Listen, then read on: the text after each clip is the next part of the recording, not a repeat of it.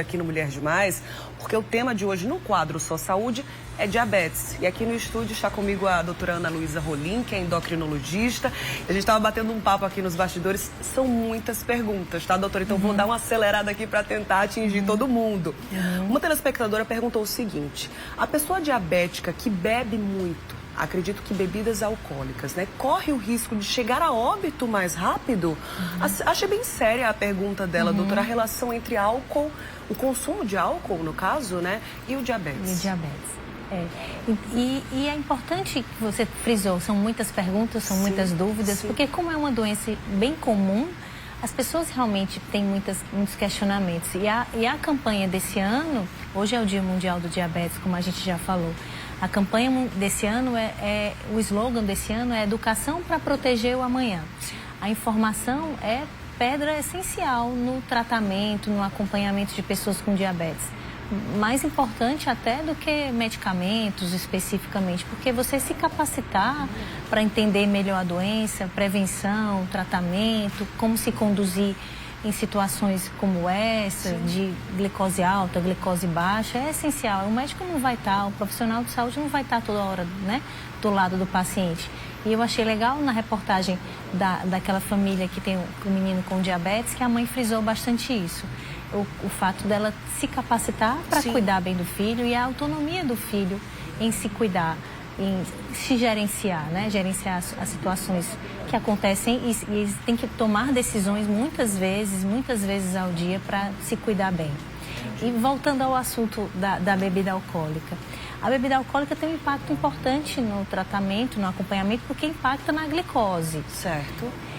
Tanto podendo causar hiperglicemia, né, aumentar os níveis de glicose no sangue, quanto também pode causar hipoglicemia. Isso é menos comum das pessoas entenderem, mas a bebida alcoólica pode fazer baixar bastante o diabetes.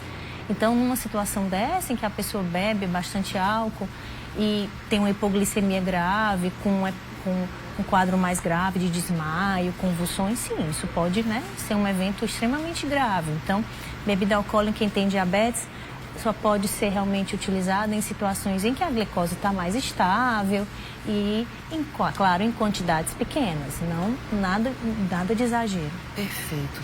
A doutora falou aqui sobre quem já tem diabetes e consome bebida alcoólica. O Matheus, do Sertão da Paraíba, obrigada pela sua participação, ele pergunta o seguinte: quais são as comidas que dão diabetes? Existe algum alimento específico que causa o diabetes, doutora? Não, também é uma pergunta bem comum.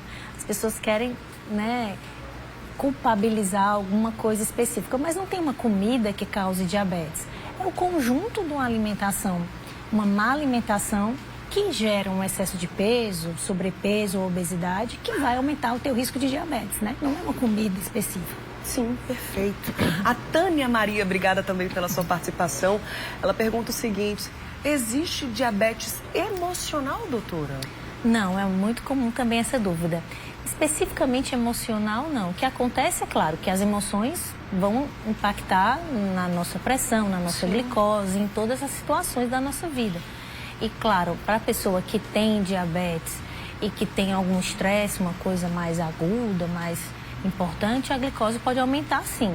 Mas se a sua glicose permanece alta por mais tempo, de forma mais crônica, mais sustentada, a gente não pode culpabilizar só o estresse. Porque o estresse aumenta ali naquele período curto de tempo e depois o que acontece normalmente é voltar aos níveis basais.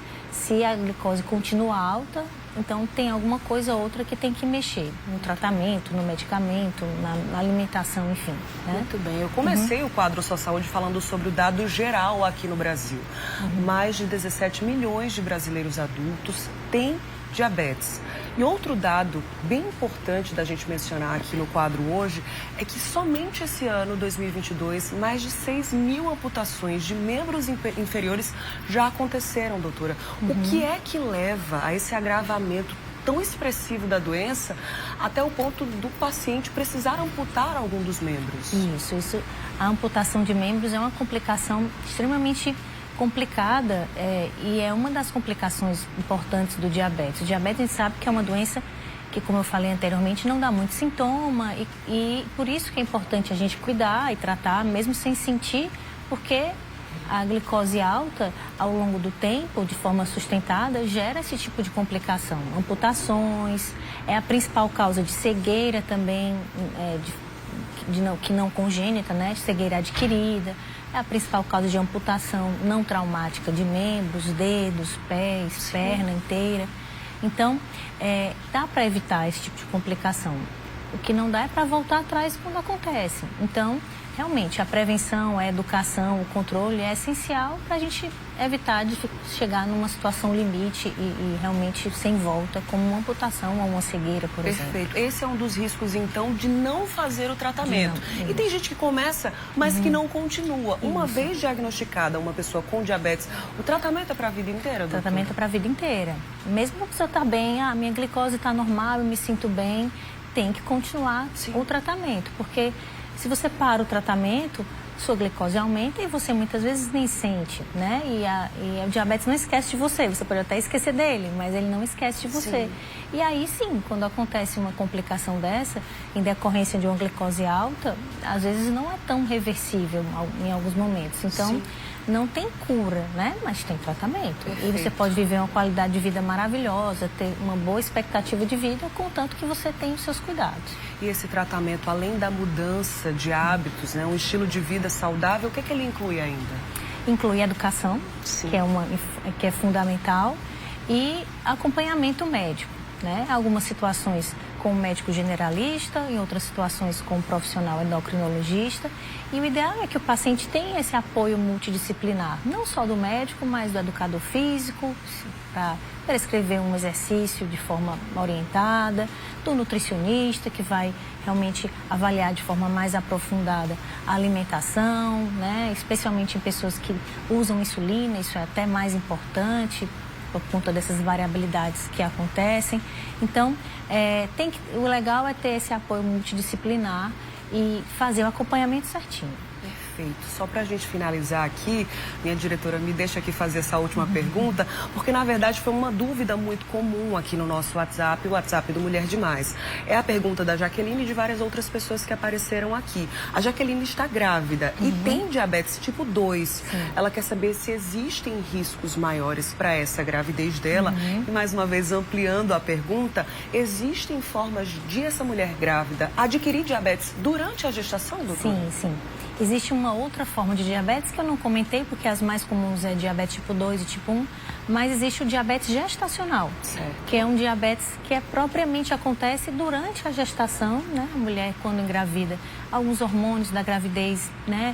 Em pessoas que têm mais predisposição, podem fazer com que essa mulher realmente tenha glicoses mais altas e tenha diagnóstico de diabetes gestacional. Então, tanto o diabetes gestacional, que é durante a gravidez, quanto o não gestacional, né, a pessoa que já tinha diabetes antes como ela, requer um controle mais rigoroso, porque a gente sabe que isso vai impactar no crescimento, desenvolvimento do bebê. Então, o risco é uma gravidez de um pouco mais de risco, mas com um bom controle, um bom acompanhamento, segue tudo certinho. Perfeito. Recebi aqui a doutora Ana Luísa Rolim, que é endocrinologista, falou super bem pra gente aqui sobre os cuidados, né? Prevenção, combate, diagnóstico aqui pra gente. Obrigada, viu, doutora? A gente te aguarda em próximas oportunidades. Obrigada pelo convite e obrigada por divulgar a campanha, que é super importante. A gente que agradece. Boa semana pra você, viu? Obrigada. Até a próxima.